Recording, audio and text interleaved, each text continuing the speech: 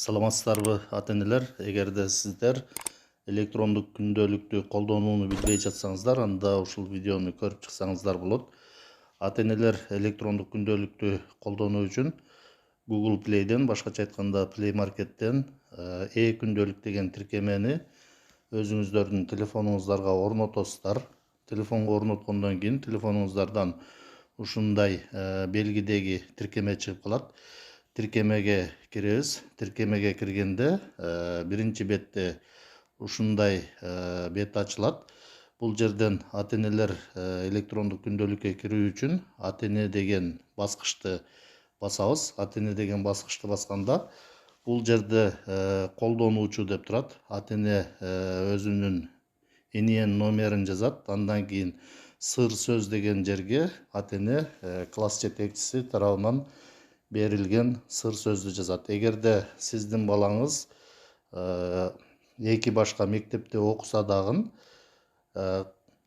бирөөсүнөн күндөлүккө кирүү боюнча сыр сөздү аласыз. Айырмасы жок. Кайсы мектепте окуса деле бирөөсүнөн алсаңыз жетиштүү. Колдонуучу деген жерге эниен номерди жазабыз. Андан кийин сыр сөз деген жерге ошол класс жетекчи тарабынан алынган сыр сөздү жазабыз. Бул жерге сыр сөздү жазганыңыздарда сиздерге символдор көрүнбөй жатса, анда бул жерден көздүн сүрөтүн басып коесуз. Көздүн сүрөтүн басып койгондо сиз бул жолчого кандай символдорду жазып атканыңыз өзүңүзгө көрүнүп турат. Бул жерге ошол класс жетекчи тарабынан берилген сыр сөздү жазып туруп, андан кийин төмөн жакта кирүү деген жашыл баскычты басабыз. Кирүү деген жашыл баскычты басканда ата-энеге сыр сөздү өзгөртүүнү сунуштайт. Сыр сөздү өзгөртүү үчүн биринчи жолчого жаңы сыр сөз деген жерге сиз өзүңүз 8 символдон аз болбогон сыр сөздү ойлоп жазасыз. Азыр мен бул жерге өзүм ойлоп сыр сөз жазып турайын. Эгерде сиз сыр сөзгө кандай символдорду жазып атканыңыз көрүнбөй жатса, бул жерден көздүн сүрөтүн басып койсоңуз, кандай символдорду жазып атканыңыз өзүңүзгө көрүнүп турат. Сыр сөздү жазгандан кийин экинчи сапка жаңы сыр сөздү ырастоо деген жерге ошол биринчи сапка жазган сыр сөздү кайра кайталап жазасыз. Жазгандан кийин өзгөртүү деген баскычты басасыз. Өзгөртүү деген баскычты басканыңызда, эгерде сиз сыр сөздүн баарын туура жазган болсоңуз, ушундай болуп электрондук күндөлүк ачылат. Бул жерде биринчи сапта ушул жерде сиздин балаңыздын аты жөнү чыгып турат. Эгерде сиздин балдарыңыз эки башка мектепте окуса, бир эле тиркеме аркылуу бардык балдарыңыздын маалыматтарын көрсөңүз болот. Ар бир балаңызга өзүнчө сыр сөз ачуунун кереги жок. Бул жерде азыр балаңыздын аты жөнү көрүнүп турат. Ушул жерде кайсы балаңыздын аты жөнү көрүнүп турса, бул жактан ошол балаңыз жөнүндө маалыматтар чыгат. Жүгүртмө деген жерден сиз сабактардын жүгүртмөсүн көрө аласыз. Бул жерди басканыңызда мына сабактардын жүгүртмөсү чыгат. Андан кийин кайра эле башкы бет деген экинчи сапта турган баскычты бассаңыз, кайра башкы бетке кайтып барасыз. Бул жерден баалар бөлүмүнөн бааларны көрө аласыз. Тапшырмалар бөлүмүнөн балаңыз окуучуга берилген тапшырмаларды көрө аласыз. Андан кийин катышуу бөлүмүнөн сабакка катышуу жөнүндө маалыматты көрө аласыз. Билдирүүлөр деген жерден мугалими тарабынан келген билдирүүлөрдү көрө аласыз. Башка мектепке которуу деген баскычтан азырынча бул жерде эгерде башка мектепке которууну кааласаңыз, анда ушул жерден башка мектепке которууну тандасаңыз болот.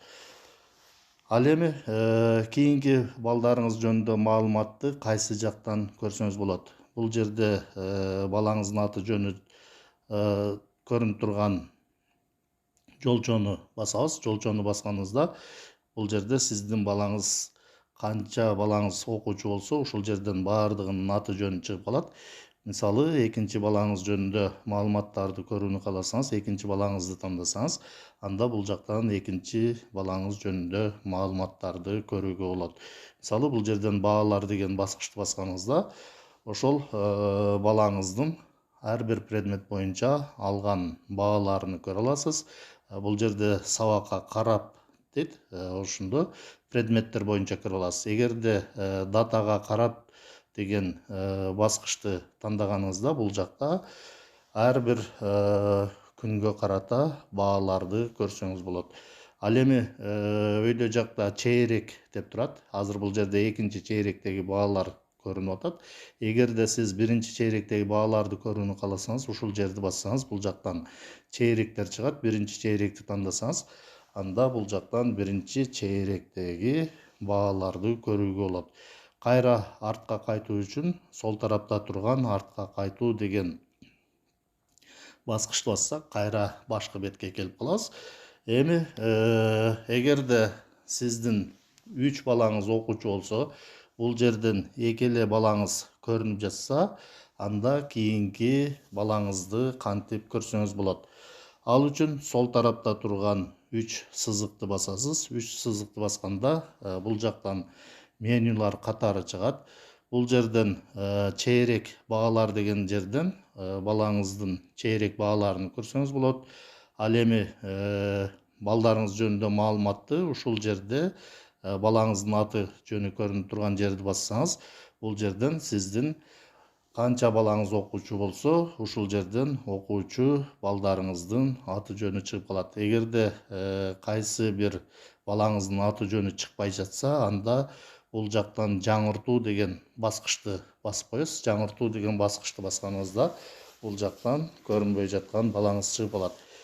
Эгерде жаңыртуу деген баскычты бассаңыз да чыкпай жатса, анда класс жетекчисине кайрылышыңыз керек болот. Класс жетекчиси окуучулардын портфолиосунан ошол балаңыз жөнүндө маалыматтарды кайрадан карап чыгыш керек болот. ата-эненин иниен номерлерин кайрадан текшерип чыгыш керек болот.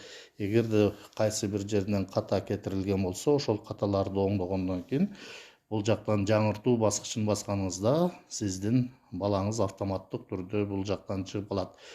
Ошондой эле биринчи электрондук күндөлүккө кирип атканда сыр сөздү жазып, кирүү деген баскычты басканыңызда ката деп чыгып жатса, анда сиз класс жетекчисине кайрылышыңыз керек болот. Класс жетекчиси сизге сыр сөздү өзгөртүп бергенден кийин, сиз кирүү баскычы аркылуу ошол класс жетекчи тарабынан берилген сыр сөз аркылуу кирсеңиз болот.